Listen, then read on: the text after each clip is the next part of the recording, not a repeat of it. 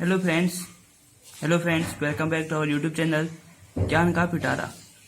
तो पिछली वीडियो में हमने पढ़ा था अरिथमेटिक प्रोग्रेशन क्या होता है, उसमें सीक्वेंस क्या होता है, सीरीज क्या होता है, एपी क्या होती है। मैं आपको जल्दी से रिकॉल करवा देता हूँ।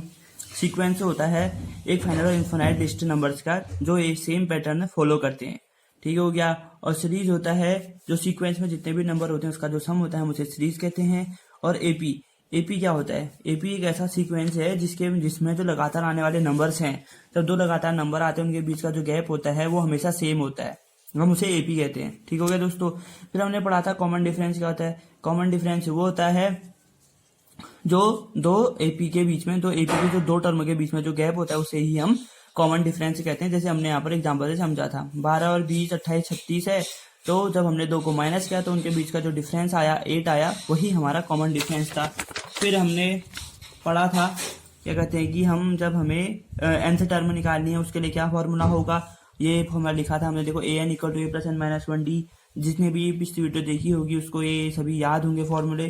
फिर उसके बाद हमने पढ़ा था क्या कहते हैं जनरल फॉर्म ऑफ एपी क्या होती है, हम एपी का सम कैसे निकालते हैं। अब हम आगे को अपनी वीडियो में शुरू करते हैं। जो हमारी 5.1 एक्सरसाइज है हम उसको शुरू करते हैं करना कि उसमें क्या क्या टॉपिक्स हैं, ठीक हो गया दोस्तों। तो सबसे पहला क्वेश्चन है जो ये समांतर श्रेणी का जो 5.1 एक्सरसाइज है, उसकी जो पहला क्वेश्चन है वो है कि the taxi fare after each kilometre when the fair is ₹15 for the first kilometre and ₹8 for each additional kilometre. अब इसका मतलब क्या है?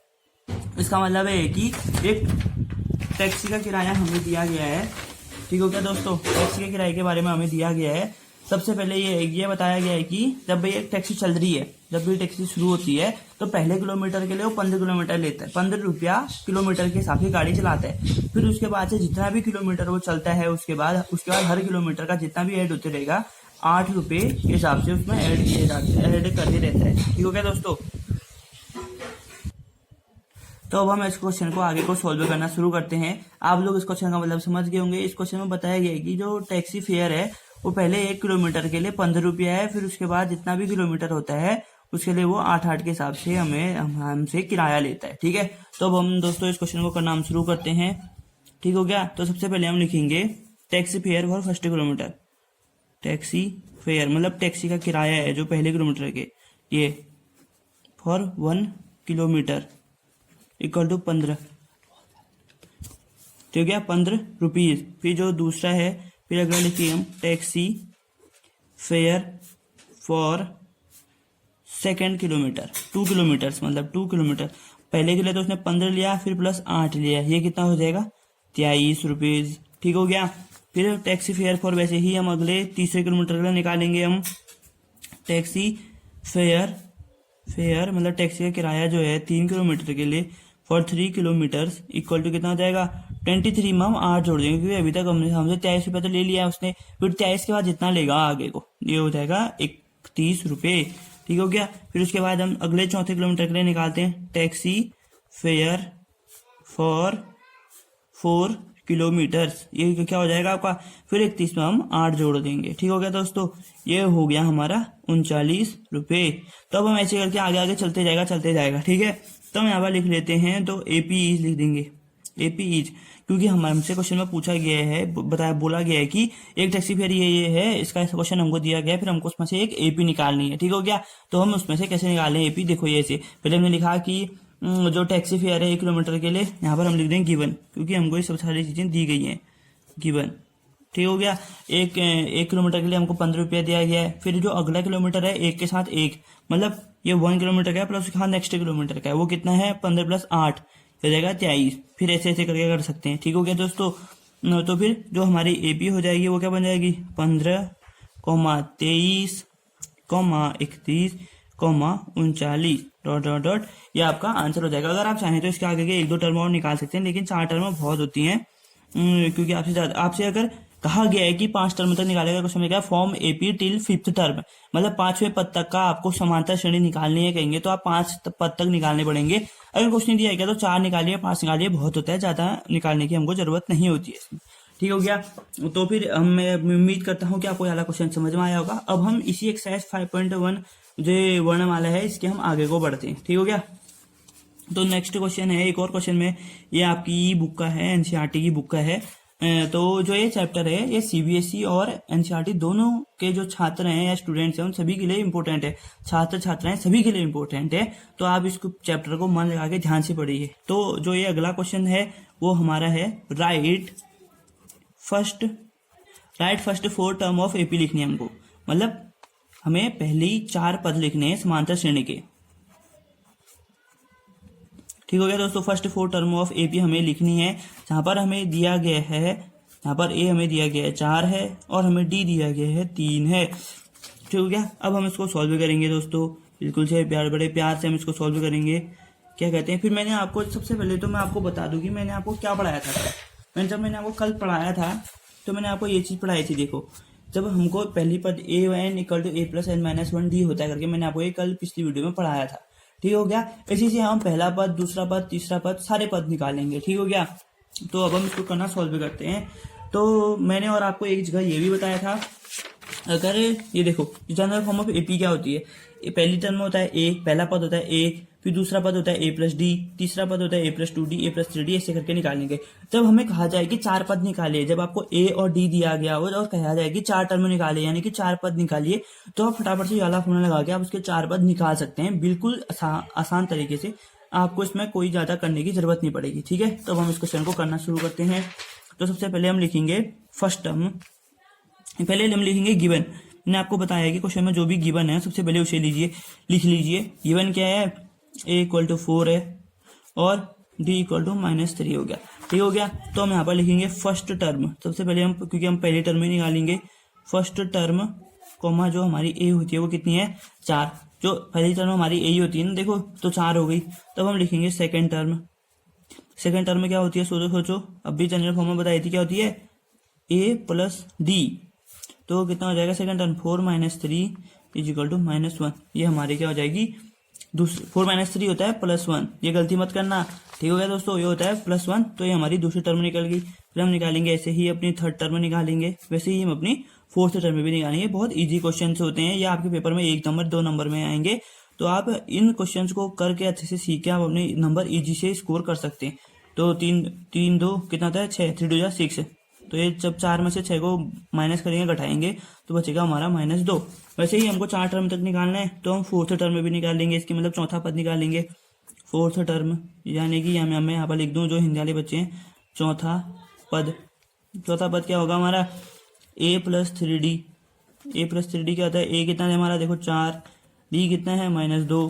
तो 4 धन नहीं होगा, अब 3 2 6 होता है, तो नहीं, हमारी जो ये है डी दिया गया है वो 3 दिया गया है, तो ये 3 9 होता है। तो 4 में से जब 9 को घटाएंगे तो ऐसे तो घटेगा नहीं, हम 9 में से 4 को घटाएंगे और माइनस का साइन बड़ा है, तो ये कितना आएगा, -5।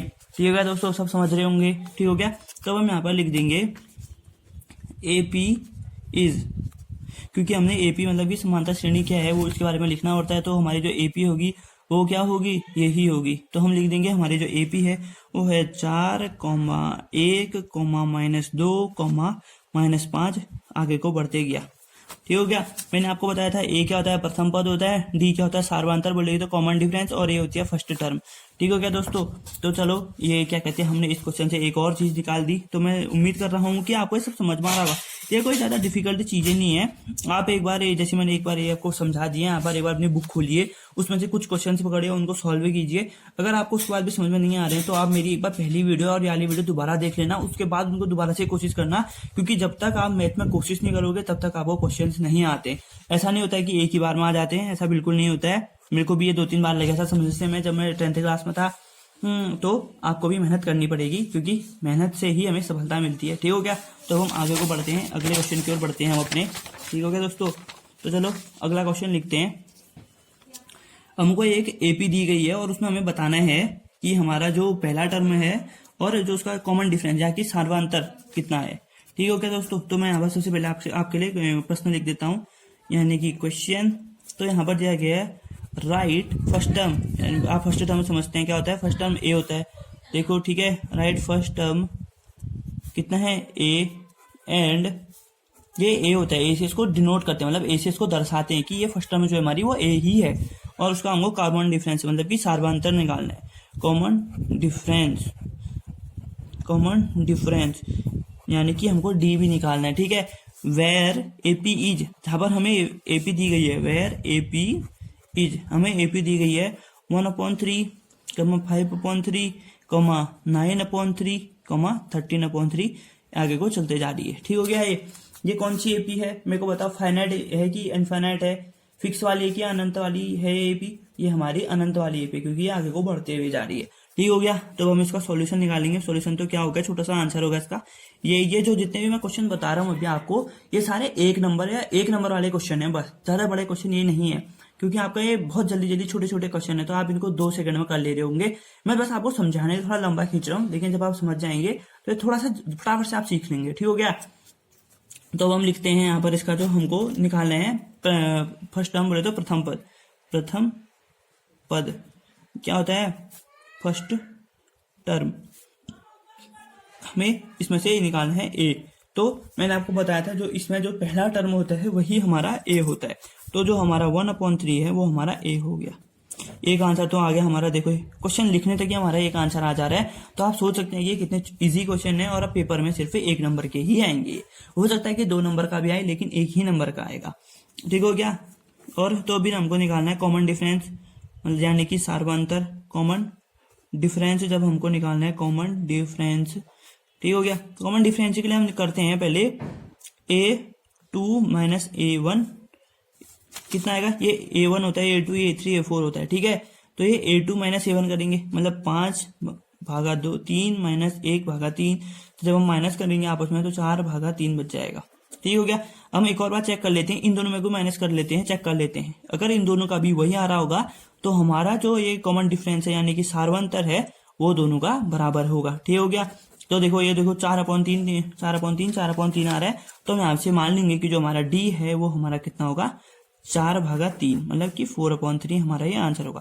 देखो ये कितने इजी से क्वेश्चन है। अब आपको भी देखने से लग रहे होंगे इजी, ये बस देखने से इजी नहीं है, जब आप इनको सॉल्व करने में जाओगे आपको मजा आएगा। ये बहुत सारे इजी ही क्वेश्चन है ये।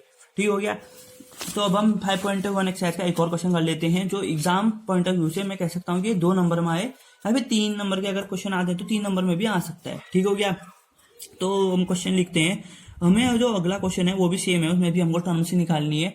हमें उसमें बताना है कि उसका जो कॉमन डिफरेंस कितना होगा। ठीक हो गया। और अगर जब हमें कॉमन डिफरेंस पता चल जाएगा तो हमें उसके अगले 3 टर्म भी निकालने, मतलब कि अगले 3 पद और निकालने, जब हमें उसका सार्वंतर पता चल जाएगा। पहले हमें पता करना है फाइंड कॉमन डिफरेंस, मतलब कि हमें सार्वंतर पता करना है। Find common difference and next 3 terms, अगले 3 पद भी निकालने हैं, नेक्स्ट 3 टर्म्स। और अगर कोई हिंदी वाला छात्र से देख रहा है तो उसको मैं उम्मीद कर रहा हूँ कि उसको भी दिक्कत नहीं हो रही होगी क्वेश्चन सॉल्व करने में, क्योंकि मैं हर शब्द जो भी हिंदी में होते हैं, अब फाइंड को हम क्या कहेंगे, खोजिए कहेंगे। कॉमन डिफरेंस, सार्वंतर है, एंड और होता है नेक्स्ट 3 टर्म्स। नेक्स्ट मतलब अगले 3 पद निकालने, ये मैं आपको बताए दे रहा हूँ। तो आपको जब भी ये आप पढ़ रहे हैं तो आप इसको इजी तरीके से कर सकते हैं, और आपको इंग्लिश वालों को हिंदी के बारे में पता चलेगा कि इसको हिंदी में क्या कहते हैं, और हिंदी वालों को पता चल जाएगा कि हम इसे इंग्लिश में क्या कहते हैं। ठीक हो रखा है। तो फिर जो हमारी एपी है, तो एपी जो है हमारी वो कितनी है, √2, √8, √18, √32, ये है। फिर यहाँ पर हमसे एक और कंडीशन दी गई है कि हमें फर्स्ट चेक करना है कि ये एपी है कि नहीं। First check it that it is AP और नॉट, मतलब हमें पहले पता करना है कि ये सार्वंतर है कि नहीं है। तो ठीक है, पहले हम इसको पता कर लेते हैं। चलो क्वेश्चन पूछा है तो हम क्वेश्चन को जवाब देंगे, बिल्कुल अच्छे तरीके से देंगे इसे जवाब। इसका जवाब देंगे हम, ताकि हम अच्छे से अच्छे स्कोर करें अपने पेपर्स में। और आप हमारी वीडियो को लाइक करना और शेयर करना ना भूलें अपने दोस्तों के साथ। ठीक हो गया दोस्तों। चलो फटाफट से शुरू करते हैं। तो इससे पहले हम एपी को हम लिख लेते हैं। कैसे लिखते हैं, पहले एपी हमारी √2, √8, √18, √32, 32, आगे को बढ़ते जा रहे हैं। अब आपको गया ये तो कहाँ से आ रही है, माइनस कैसे होगा। देखो जब हम 8 को तोड़ेंगे 2 × 2 × 2, कोमा जब 18 को तोड़ेंगे वही 3 × 3 × 2, 3 3 9, 9 2 9 2 के 18। तो जब हम एक और करेंगे कोमा, तो ये बनेगा 2 × 2 × 2 × 2 × 2, ये आगे को बढ़ते जा रहे हैं, क्योंकि 2 2 4, 8 8 16 32। ठीक हो गया, समझ गए होंगे सब। तो ये एपी है हमारी। फिर जब हम एक और इक्वल टू करते हैं तो ये पहला आएगा √2, फिर देखो ये जब स्क्वायर रूट होता है तो दो जोड़ों में से एक जोड़ा कॉमन आ जाता है, एक जोड़ा बनाते हैं उनमें से एक नंबर बाहर आ जाता है। तो हमारे जो 2√2 है ऐसा हो जाएगा, ये इनमें भी एक जोड़ा है तो ये 3√2 बाहर आ जाएगा। और इसमें देखो एक जोड़ा ये, एक जोड़ा ये, तो एक 2 बाहर आएगा, एक और 2 बाहर आएगा, तो 2 2 जा कितना हो जाएगा 4√2। ये हमारी एपी बन गई। अब हम इसको चेक करेंगे कि एपी है नहीं की। एपी का हमें पता कब चलता है, जब उनके बीच का अंतर सेम हो, और उस बीच के अंतर को सार्वंतर कहते हैं, यानी कि कॉमन डिफरेंस, यानी कि डी कहते हैं। ठीक हो गया। अब हम उसको निकालेंगे। तो सबसे पहले लिखेंगे यहाँ पर D equal to A2 minus A1। D को चेक करने के लिए A3 माइनस A2, मतलब जब दोनों बराबर आएंगे इसका मतलब हमें पता चल जाएगा कि जो आ रहा है वही हमारा डी है। तो A2 कितना है, ये 2√2 माइनस √2, और यहाँ पर होगा 3√2 माइनस √2। ठीक हो गया दोस्तों। तब √2 में से √2 को माइनस करें। ये देखो √2 कॉमन ले लिया क्योंकि दोनों में सेम है, √2 तो कॉमन ले लिया, तो बाहर आया 2 माइनस 1, क्योंकि 1 इंटू √2 होता है, और इसमें से लिया हमने 3 नहीं, यहाँ पर से हम लेंगे √2 कॉमन लेंगे, वो आएगा।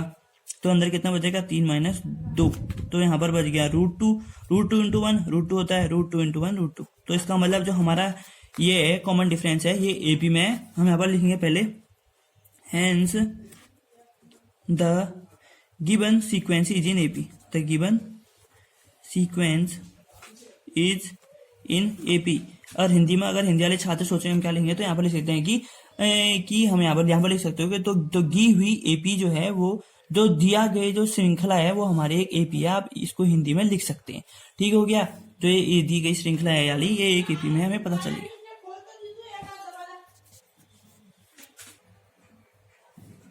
तो दोस्तों हमने इसके आगे पढ़ा था, क्या कहते हैं कि जो एपी है ये हमारे सीक्वेंस में हमने निकाल दिया था। अब हमें इसका पता चल गया कि जो हमारा डी है वो कितना है √2, और जो हमारा एक आंसर था वो हमारा आ गया है, मतलब कि D√2 हमारा आंसर हो गया। ठीक हो गया दोस्तों। तो अब हमें ये निकालना है कि उसके अगले 3 पद क्या होंगे।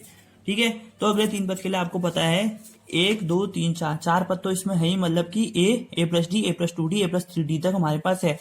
तो हमें क्या निकालना है, a plus 4d, a plus 5d और a प्लस 6d। इसके अगले जो हमारे 3 पद होंगे ये होंगे। ठीक है।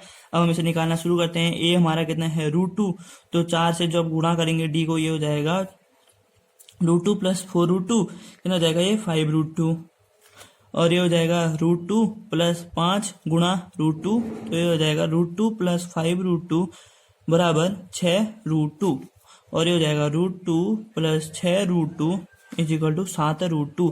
तो हमारी जो एपीओ बन जाएगी वो क्या बन जाएगी, देखो दोस्तों हमारी एपी क्या बनेगी। अब पहले तो √2, 2√2, 3√2, 4√2, 5√2, 6√2, 7√2, ऐसे आगे को बढ़ते जाएगी। और आप इसी चीज से आगे को बहुत सारे एपी निकाल सकते हैं, कितने भी टर्म दिया गया हो आप वहां से निकाल सकते हैं। ठीक हो गया दोस्तों। तो हमें पता चल गया कि हमने एपी कैसे निकालनी है, हमें पता चल गया कि ए क्या होता है, डी क्या होता है, और आने वाले अगले जो एपी हैं हम वो कैसे निकालेंगे। अब हमने जो पहला एक्सरसाइज है वो हमने अच्छे से कंप्लीट कर लिया। आप इसके बचे हुए क्वेश्चंस को कंप्लीट कर लीजिएगा। अब हम इसकी एक्सरसाइज 5.2 की ओर बढ़ते हैं, प्रश्नावली 5.2 की ओर हम बढ़ते हैं। तो इसका मैं पहला क्वेश्चन एक लिख लेता हूं जो आपके एग्जाम पॉइंट ऑफ व्यू से इंपॉर्टेंट है। पहला क्वेश्चन है कि इफ 17th टर्म, ठीक हो गया, अगर 17th term exceeds its 7th term by it's 10th term by 7 in an AP, मतलब इसमें कहा गया है कि एक एपी में जो 17वां पद होगा और जो 10वां पद होगा उनके बीच का अंतर कितना है, 7 है, या फिर जो 10वां पद है उससे 17वां पद 7 बड़ा है, ये कह सकते हैं। या फिर 10वां पद 17वें पद से 7 छोटा है। सिंपल से शब्दों में आप भी मान लीजिए कि 17 और 10वें पद के जो बीच का अंतर है वो 7 है। ठीक हो गया। तो यहाँ पर हमको इसमें ढूंढना है फाइंड दी कॉमन डिफरेंस, मतलब कि हमें सार्वंतर निकालना है। सार्वंतर को हम किससे दिखाते हैं ये सभी बता दीजिए। कॉमन डिफरेंस को किससे डिनोट करते हैं, सभी ने सोच लिया होगा, उसको दिखाते हैं हम डी से। ठीक हो गया। तो अब हम इसका आंसर करेंगे, सॉल्यूशन करेंगे। ठीक हो गया। अब हमें सबसे पहले क्या दिया है, 17th term exceeds 10th term by 7। हमें पता है क्या कहते हैं कि हमें यहाँ पर 17th टर्म दी गई है, मतलब कि 17th टर्म दैट इज मतलब कि इसका मतलब है कि जो इसका n है वो 17 होगा। ठीक हो गया। तो हम जब टर्म की कोई भी टर्म निकालते हैं 17th टर्म है, उसको हम कैसे लिखेंगे? तो हमारे पास फॉर्मूला है an equal to A plus N minus one D. मतलब कि जो हमारा a17 होगा वो कितना होगा? a plus 17 minus one D, यानी कि a17 जो है हमारा वो हो जाएगा a प्लस 16d। समझ रहे हो दोस्तों? बिल्कुल सब समझ रहे हैं, बिल्कुल समझ रहे हैं सब। मेरे को लग रहा है सब समझ रहे होंगे, सब होशियार हैं आजकल। और वैसे ही हमें 10th टर्म निकालना है। 10th टर्म दैट इज जो n है वो हमारा 10 है, तो an equal to a plus N minus one D हो जाएगा। वैसे ही यहाँ पर an इक्वल टू a कितना है हमारा? a ही रहेगा, और ये 10 माइनस 8 इक्वल टू इतना है, तो a प्लस 9d। तो जो हमारी यहाँ पर मतलब जो हमारी 10वीं टर्म है ये इतनी हो जाएगी। तब अब हमें पता चल गया है कि अब हमारे अकॉर्डिंग टू क्वेश्चन क्या है। अकॉर्डिंग टू क्वेश्चन हमें क्वेश्चन में दिया गया है, क्या कहते हैं कि जो 10वीं टर्म है 17वीं टर्म जो है वो 10वीं टर्म से 7 बड़ी है, यानी कि दोनों के बीच का जो अंतर है वो 7 है। तो हम यहाँ पर लिख सकते हैं, मैं आपको इक्वेशन लिख के बताता हूँ फटाफट से, फटाक से। ठीक हो गया दोस्तों? तो जो हमारी जो इक्वेशन है वो है, मैं आपको लिखता हूँ, थोड़ा सा कैमरा एडजस्ट करने दीजिए। हाँ, तो हमारा जो है वो इक्वेशन में लिख रहा हूँ अब, वो हो जाएगी a17 minus a10 is equal to 7। ठीक हो गया दोस्तों? तो a17 कितना ढूंढा हमने? देखो a प्लस 16d निकाल रखा है। ये हो जाएगा हमारा, थोड़ी सी आवाज चल रही है जिसकी वजह से पन्ने अन्ने उड़ रहे हैं। a प्लस 16d होता है, और जो हमारा a10 होता है वो कितना है? a प्लस 9d, तो बराबर 7 हो जाएगा। अब हम इसको सॉल्व करेंगे। कैसे करेंगे? देखो सिंपल सा है, a plus 16d minus a minus 9d बराबर 7। a से a कट गया, 16d माइनस 9d बच गया आपका बराबर 7। तो 16d और 9d कितना होता है? d को कॉमन ले लेंगे, 16 माइनस 9 इज इक्वल टू 7 बराबर हो गया। तो d गुणा 7 बराबर 7, तो 7 से 7 कट जाएगा, तो d इक्वल टू 1। मतलब कि यानी कि जो आपका कॉमन डिफरेंस है वो कितना हो जाएगा? वो 1। आप आगे समझ गए होंगे कि आपको ये क्वेश्चन कैसे करना है। आपके एक साइड में ऐसे ही बहुत टाइप के क्वेश्चन हैं जिन्हें आप आसानी से सॉल्व कर सकते हैं। ठीक हो गया? अब मैं आपको एक टाइप का और इसी टाइप का एक अलग सा क्वेश्चन बता देता हूँ कि क्वेश्चन है एक आपका इस टाइप, एक और क्वेश्चन है, मैं आपको सिर्फ बोल रहा हूँ, वो आप खुद करना।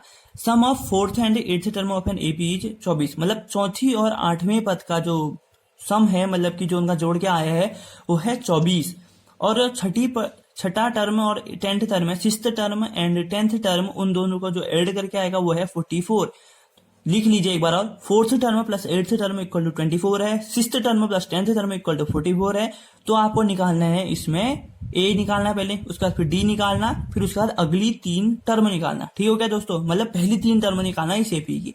ये क्वेश्चन आपके लिए होमवर्क से है, और जो खुद कर लेगा वो मेरे से कमेंट सेक्शन में पूछ सकता है। मैं उसको अगली जो वीडियो बनाऊंगा एपी का जो अगला पार्ट बनाऊंगा उसमें मैं आपको वो अच्छे से समझा दूंगा उस क्वेश्चन को, इसी क्वेश्चन को। तो अब मैं एक क्वेश्चन लिखता हूँ यहाँ पर, हाउ मेनी मल्टीपल्स बोले तो जैसे 3, 6, 9 होते हैं, मतलब जो 3 की टेबल से डिवाइड होते हैं वो होते हैं मल्टीपल्स।